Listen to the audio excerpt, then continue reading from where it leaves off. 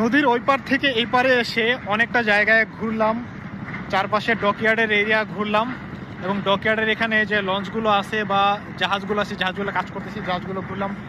এখন কয়টা বাজে একটু দেখি আপনাদেরকে। এখন বাজে 1:30 বাজে। অনেকটা গরম লাগতেছে, আকাশ মেঘলা মেঘলা আকাশ, মেঘ থাকার কারণে রোদের তাপটা প্রচুর মনে হইতেছে। আর যেহেতু নিচে এগুলা স্টিলের জিনিস, যেটা সারা এখন পর্যন্ত সকাল থেকে রোদের কারণে গরম হয়েছে, তাপ উঠতেছে নিচ থেকে, আমারও গরম লাগতেছে অবশ্য।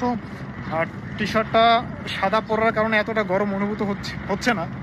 আমি কালো একটা শার্ট পরে আসতে চাইছিলাম, তো কি মনে করে যেন সাদা এই শার্টটা পরে আসছি। তো পরে এসে ভালোই হয়েছে, আর শরীরটা ঠান্ডা লাগতেছে, না হলে হয়তো আরও গরম লাগতো, আরও ঘেমে যাইতাম। আর এপাশে হচ্ছে ময়ূর 7 লঞ্চ, আধুনিকতার ছোঁয়ায় ময়ূর 7। এটার ভিতরে ওয়াইফাই সিস্টেম চালু আছে।